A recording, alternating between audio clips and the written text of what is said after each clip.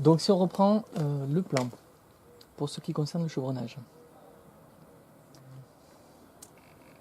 Là, vous avez la charpente, donc le pourtour, les sommiers qui font le tour de la maison, donc le sommier central. Ici, nous sommes sur la terrasse, donc avec la ferme entrée autres qui se situe là. Là, on est côté est, ouest, nord, sud. Le trait fort ici symbolise le mur grèbe. Et le mur, et le trait en pointillé, ici, délimite le débord de toit. Donc ici, nous sommes un chevron porteur avec les poutres en I.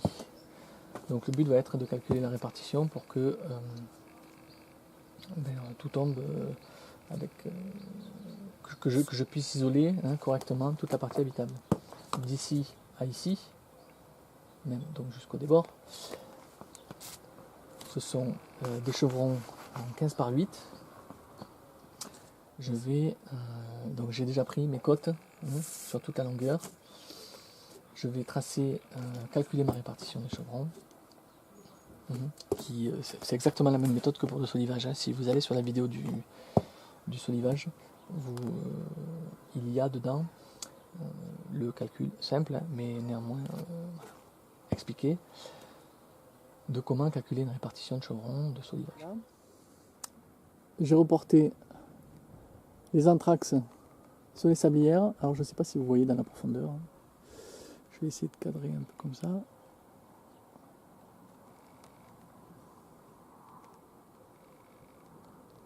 C'est à main levée là. Écoutez, j'ai envie de vous dire que ça tombe très bien. Alors juste une petite précision, si il vous prenait par précipitation l'envie de débiter vite fait les chevrons à la cote que vous avez mesurée, juste une petite mise en garde, bien que voilà. Faites bien attention parce que donc comme on parle d'une coupe d'une pièce de bois qui est en pente, vous voyez ce trait là correspond à l'aplomb de mon toit. Grosso modo, il y a une pente de 25 degrés sur ce toit. Donc quelque part sur un bout de bois à la sauterelle, j'ai toujours utilisé le même angle pour tous mes tracés. Donc ça c'est ma coupe d'aplomb, c'est-à-dire qu'une fois que ce chevron sera posé, on est d'accord, ce trait en fait sera vertical. Donc l'erreur à ne pas faire, c'est si vous voulez, si je prends mon point là, je mesure mes 420. Bon le problème c'est que là si je coupe, il me reste ma coupe d'aplomb là. Vous voyez? Si je dézoome un peu, mon point est là. Et donc ma coupe d'aplomb est là. Donc la longueur utile de mon bois est 420. Et alors j'ai mesuré pour que ce soit plus facile à tracer parce que vous avez vu, il y a comme un vide. Il y a 18 cm. Donc si jamais il m'était pris l'envie de me dire allez hop, 420 c'est parti, je taille. Et puis on verra après, en fait tout ça, ça serait mort. Parce qu'il me manquerait 18 cm. Donc voilà, juste faites attention, prenez le temps quand vous débitez les chevrons. C'est pas ce qu'il y a de plus technique, mais il y a quand même de quoi se tromper quoi, et foutre tout ce bois en l'air. Voilà, donc vous avez vu, là, voilà ce qu'il me reste. Donc ça, encore une fois, c'est hors coupe d'aplomb, donc grosso modo, on va arriver vers là. Et en fait, ce que je vais vérifier, c'est si jamais... ce qui me reste à vérifier, si vous voulez, c'est de reporter donc les 18 cm, tracer ma deuxième coupe d'aplomb, voir ce qui me reste pour éventuellement entretoiser. Voilà. Donc là, je suis au plus court, c'est-à-dire que la coupe que je vais faire d'aplomb là, ça va être le début de la coupe d'aplomb d'après. Je veux dire, là, je taille, et puis je taille deux chevrons en même temps. Et là, vous avez vu, je pars du bord de chez bord. Voilà, le but du jeu, c'est qu'il y ait le moins de chute possible. Hein. Alors il va falloir optimiser tout ça. Normalement j'ai pris pile poil ce qu'il faut pour faire le chevronnage de la lucarne aussi. Donc voilà, c'est une petite lucarne et normalement je devrais pouvoir m'en tirer avec un chevron de 9 mètres pour faire et le fêtage et les empanons.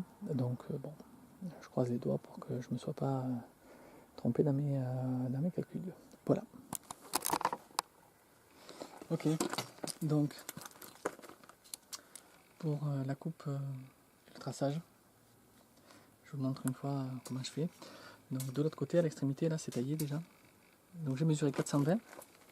Ensuite j'ai vu que si je renvoie l'équerre, j'avais 18 cm. La pente de mon toit correspondait à un écart de 18 cm entre le dessous du chevron et le dessus du chevron.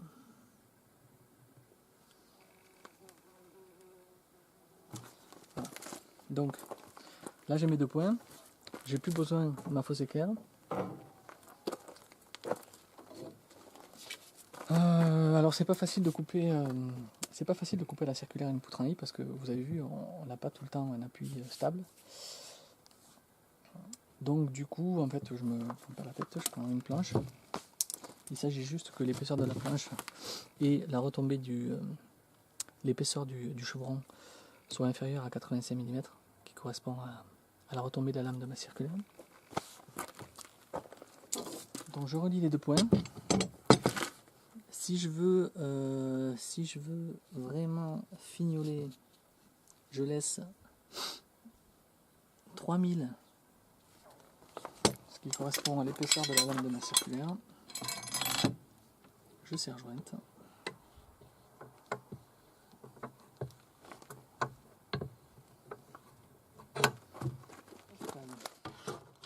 Donc il ne me reste plus qu'à affleurer avec la lame de ma circulaire la planche de bois.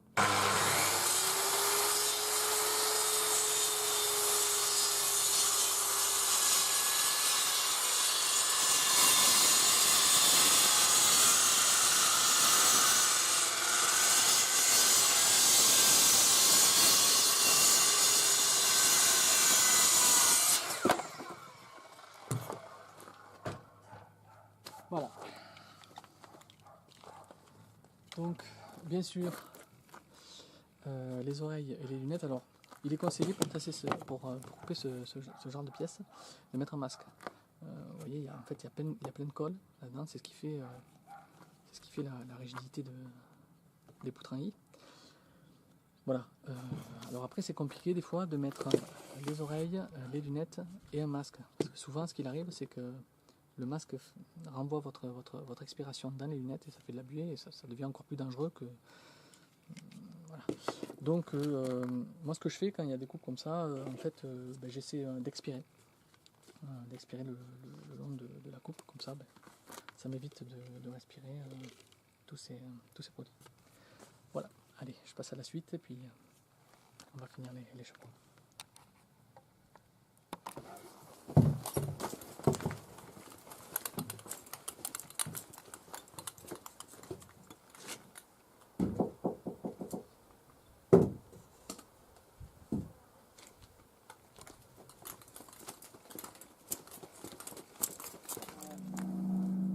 On vient de terminer le débit des poutres en I, le versant nord, le versant sud. Donc là maintenant ce qui reste à faire c'est le débit des queues de chevron, ainsi que le débit des chevrons de la terrasse et des débords de toit côté ouest. Peut-être êtes-vous en train de vous dire, bon, il commence à nous gonfler avec ces queues de chevron parce qu'il nous en parle et c'est pas très clair la manière dont il explique. Bon, alors les queues de chevron, c'est ça. Donc c'est les pièces de bois massives qui vont s'assembler sur les poutres en I. Donc en fait ce sont ces pièces de bois qui seront apparentes, qui font partie du débord de toit de la maison. Alors pourquoi ils sont aussi longs? Parce qu'ils doivent s'assembler sur donc la poutre en I, à partir d'ici. Toute cette partie-là est pleine. Là, grosso modo, à l'aplomb, on arrive à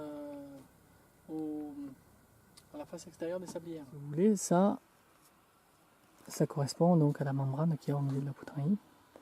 Et donc, j'ai la chance d'avoir un voisin qui a une scie à ruban. Donc je vais tous les tailler comme ça et puis je vais les embarquer à l'atelier et mettre 2 coups de scie à ruban.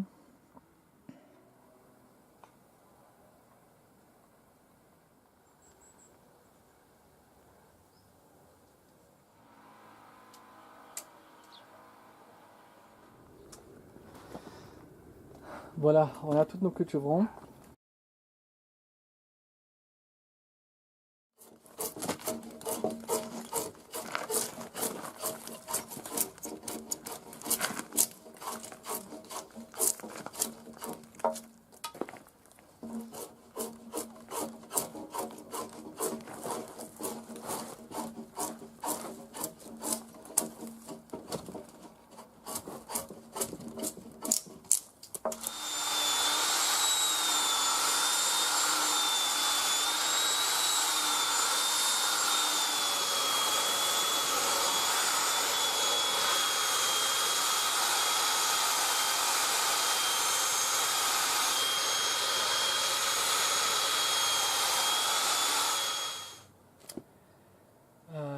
Le débit des chevrons est terminé.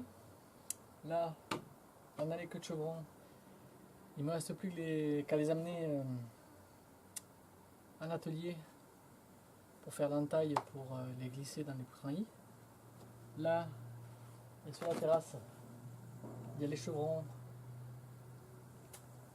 de 15 cm de retombée.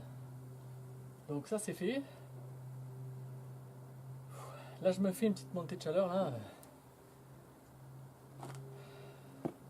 Je suis en train de répartir un petit peu le bois sur ce qui me reste de place parce que normalement en début de semaine prochaine arrive le 3e et dernier camion de bois.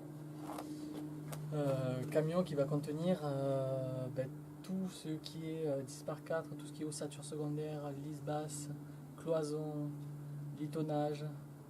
Donc il y aura à peu près 8 mètres cubes. A savoir que pour la maison, grosso modo, hors parquet, il y a entre 20 et 22 mètres cubes de bois. Donc ça s'est réparti en 3 camions parce que la place est rare. Donc il a fallu jongler un petit peu avec ça. Et là je me retrouve à devoir manutentionner tous les bois, les palanquets de bois d'ossature d'un côté à l'autre du terrain. Et je dois vous avouer qu'avec la chaleur,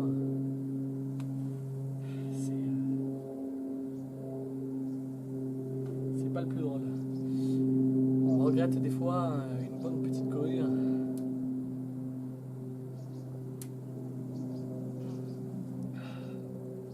J'en aurais déjà terminé. Voilà, donc je pense que pour ce qui est du chevronnage, j'essaierai de faire un petit rush sur ma petite session en atelier.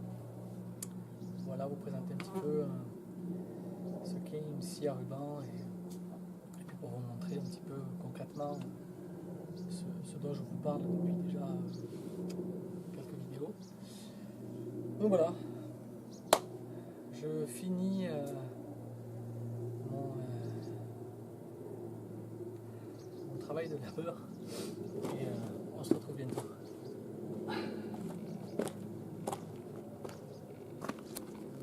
Les tests avec la scie à ruban n'ayant pas été très concluants, j'ai changé mon fusil d'épaule donc, et là je suis revenu sur le chantier. Et donc je fais ça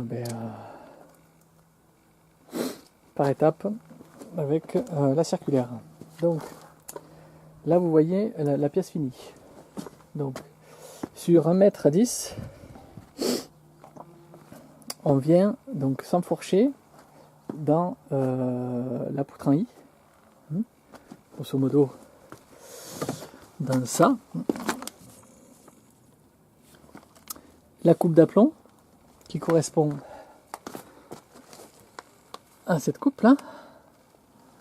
la membrure qui va arriver au même niveau que le dessus de ce chevron. Là, on sera dans le mur paille. Bon, ben, j'ai pas pensé.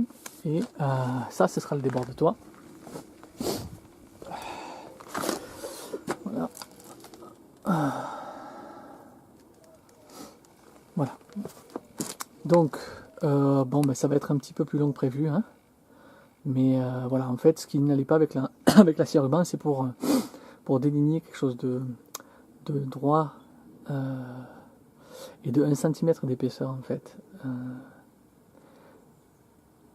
Avec une scie à ruban, le premier trait de coupe était bon, mais le second faisait chasser la lame. En fait, c'était difficile d'être précis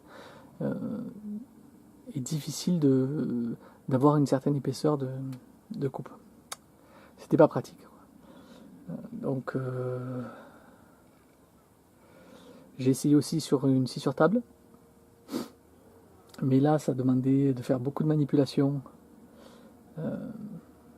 pour un résultat identique à celui que je pourrais faire avec une circulaire portative beaucoup plus maniable.